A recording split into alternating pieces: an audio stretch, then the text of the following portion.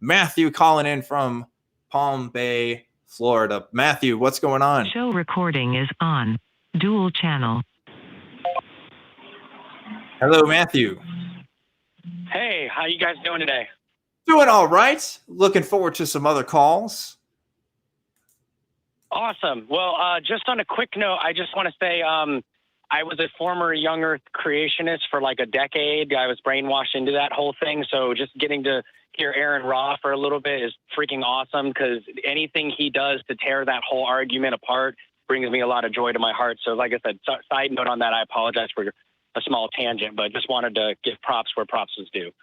It's all good. Aron looked like he was losing his edge there. So I think that'll bring up his spirits to help do the rest of the show, and he won't run away and not do this with me anymore. So thanks for that, man. I'm thanking you for complimenting Aron.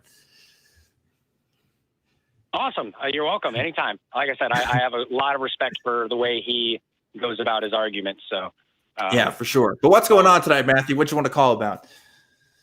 So, it's just something that's been going on in my head for a little bit, where, I'm an atheist and someone who studied, Christianity very thoroughly, could see a lot of the history between the church and like atheism and agnosticism. And sometimes it's not always met with the nicest means. So what I'm getting to is that with sort of the rise of more and more fundamentalist Christians that I see, more and more people who are taking scripture literally, basically if they're trying to work towards theocracy almost, especially in America, to, if we should be something we should be worried about, because it's not always good for us when they're in charge.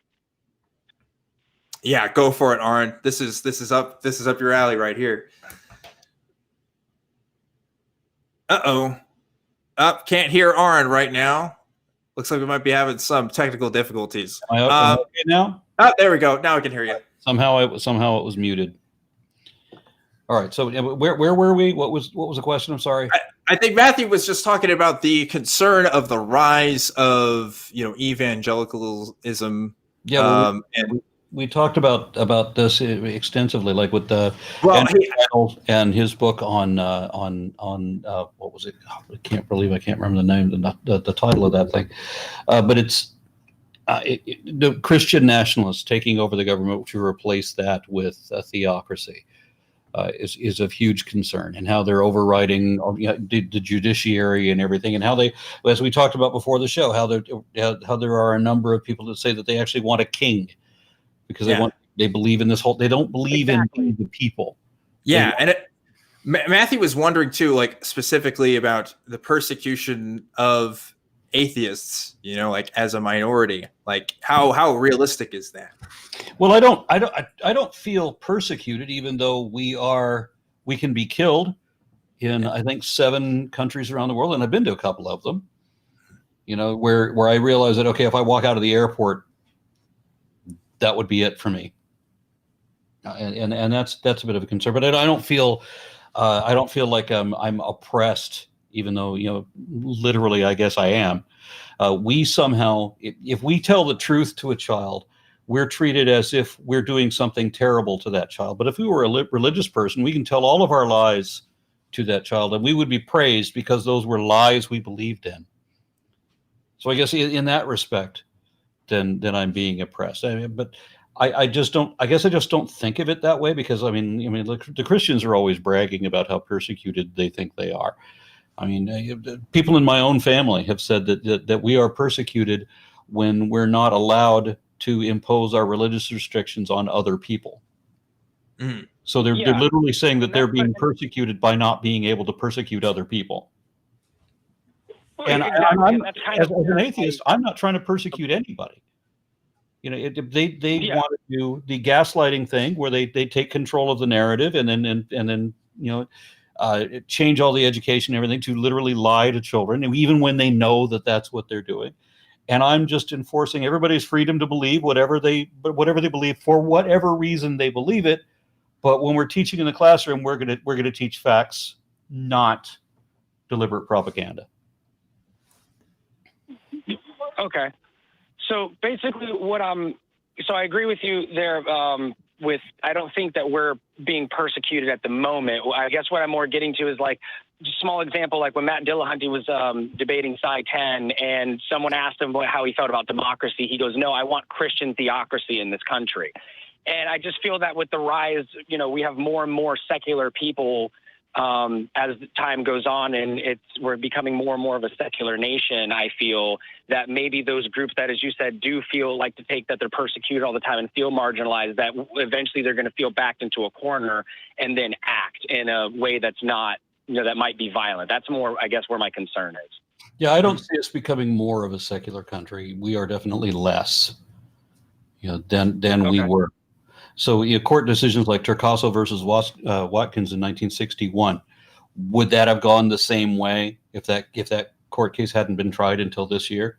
You know what? I was about to disagree with you, Aron, but then I realized, there's a distinction here that you're making, I think, because, statistically we can look at people believe in Christianity less as a nation, but that's not to say that the people in power, the people in our government, are necessarily believing any less. And that is definitely true.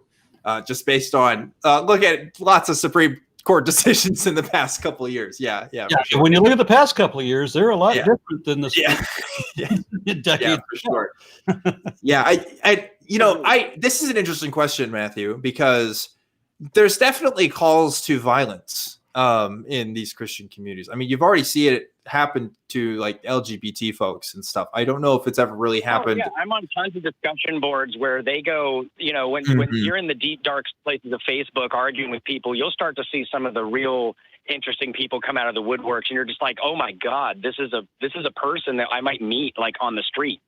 Yeah. I will say that if it does happen, if more violence does happen, it will be from a minority perspective. I think about what happened with Charlottesville, and you look at some of these rallies that were happening by these alt-right folks. The alt-right rallies are always smaller than the counter protests and stuff. The counter protests are always bigger, and somehow that gives me hope. Somehow that gives me, seeing the Black Lives Matter protests here in Austin. Oh my goodness. So many people out there on the streets. And again, it's not even national. Seeing the Black Lives Matter protests across Europe and Asia and Australia, that was moving. Yeah. And so like for every call to violence, there are like so many people who fight against that. I want to say that there exist in larger numbers than that smaller vocal minority. Now, that's not to say that the violence is any less dangerous, right? A small number of people can do a lot of terrible things. Exactly. So that might be true. That might happen. But I don't know. I can't make any predictions anymore about politics in this country. I don't know if anybody can with any real certainty. We're kind of living in the. I feel like it's like it's purgatory. It's political purgatory right now. I don't know. But it's always been that way, really. I don't think anybody predicted 2020. Yeah. It was just no. Yeah.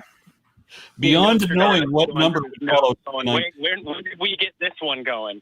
I don't know. If something happens, Matthew, you know what I think is more likely? I think it's more of these like Boogaloo boys, the ones who want to start like this Civil War stuff over, these kind of race. And also like I've been reading a lot about dominionism in Texas as well, and like how it's kind of on the right, or there's a lot of people who believe in it out of that era with wanting to put the president as a religious king and all this other stuff, and you're like, whoa. Mm-hmm. Yeah, but sometimes these things do happen in trends. Like if you look at the 90s and you look at Ruby Ridge and Waco, like the militia movement stuff, that had momentum for a bit, and then like, when was the last time we had something like Waco happen? I mean, not super recently, not that dramatically. There was the Freeman, but that was, oh gosh, how long ago was that? Almost 20 years, or roughly 20 years at least. Yeah. Yeah. So, it's been a while. These things could come and go. It doesn't necessarily mean that it's going to be that way forever. So maybe we're living in a trend. I don't know.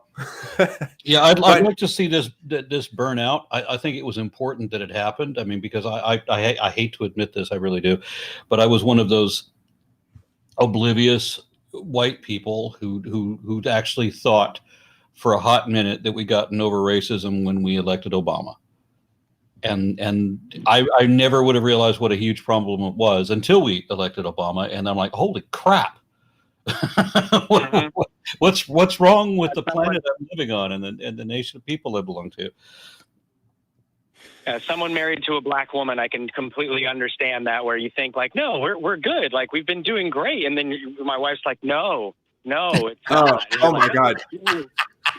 Oh my God. I can't remember if I told, we'll wrap it up after the story here, but I can't remember if I told the story before. I went on a Tinder dates, when I was in college, and I went on a couple of dates with this girl when I was in San Antonio, and she was black. And I swear to God, I got more looks when I went out to places with her than any other person, just because and you could tell what it was. It was really obvious to people that a white guy dated a black girl, that's just a thing that people aren't used to seeing, especially in Texas. And I don't know, it's shocking to people sometimes. It shouldn't be.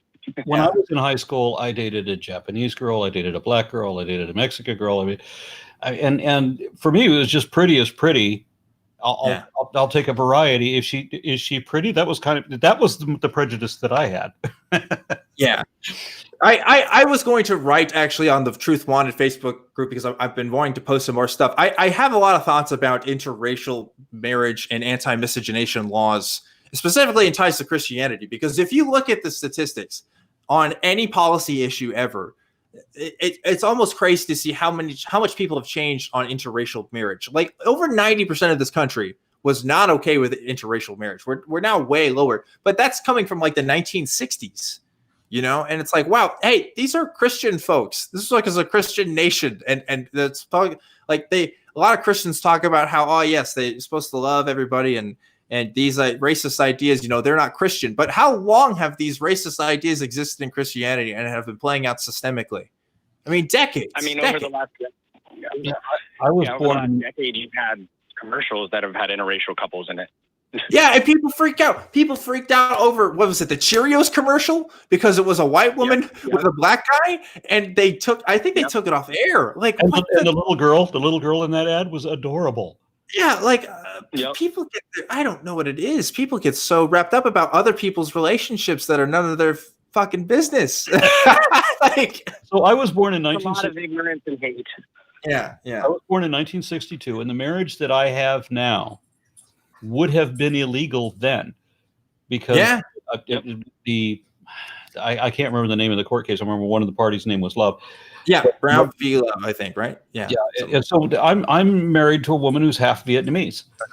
So here you just some depth on how creepy this all is. Being that she was half Vietnamese, she's only allowed to marry Vietnamese people according to that old law, because if you're half white and half Vietnamese, that makes you Vietnamese, because whatever you are that ain't white is whatever you are. Right. Yeah.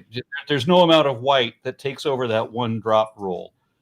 Yes. That's kind of insidious too. And then I've encountered people who are not white, but consider themselves according to that one drop, who actually bragged that they adhere to that one drop rule. And I'm like, do you not even know what the history of that is?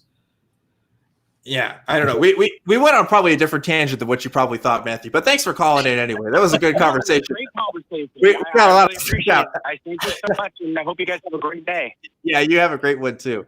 I have a lot of thoughts about this. Like I said, I could really go on about just the psychology of it. I used to intern at Baylor University, and I got to see they have something called the Texas Collection there, and the Texas Collection is the largest archive of Texas artifacts in the world. So they got all kinds of stuff. And Aron, I wish I could show you some of the tracks that I had for people who were against that upcoming Supreme Court decision at the time of legalizing interracial marriage across all 50 states, because it wasn't legal across all the states, right? You had state laws just like you did with gay marriage, it was kind of thing.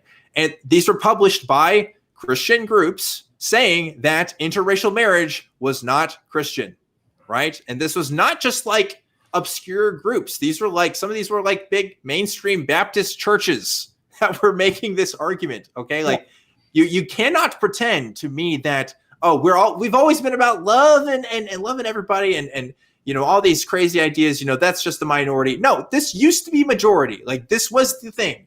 And people didn't change because their religion changed. I used to say that I used to say that religion retarded, impeded, or reversed progress in every application that it has ever touched. Not any one particular religion, all of them have had this type of effect. Yeah, we changed because our values as a country changed, which is a secular phenomenon. It was not a religious phenomenon. And I get it. There People blame Darwin for racism, right? Yeah, yeah. But I'm looking at this document that was printed on the year that Darwin was born. Is this document is describing black people as another species, as an animal species for livestock sales. Yeah, and this is in America, and this is the year Darwin was born. But Darwin is being blamed for racism. Sorry, this document damn sure didn't have anything to do with fucking Darwin. It's crazy. And I was just going to make the point. Yes, I get it. There's tons of Christian groups that fight against this stuff and have been fighting against this stuff for decades, and I get that's always been a thing, but they exist in the same culture as all these other Christians. And for the vast majority of history, okay, those other Christians, they were the ones in charge, and they were the ones setting the standards and cultural practices for society. That's one thing I do want to mention, because it reminds me. I mean, there was a statue of Columbus that just was taken down today. How slow are we at learning things? So we named cities and everything after Columbus. We made a holiday after Columbus. Columbus was arrested by his own men on his third trip out here and sent back to Spain in chains. What a horrible prick he was. Yet we're erecting statues and holidays to this asshole? Yeah, that's a whole other thing too. Centuries went by that we knew that the people who live on this continent were not from India. Yeah, it's bad.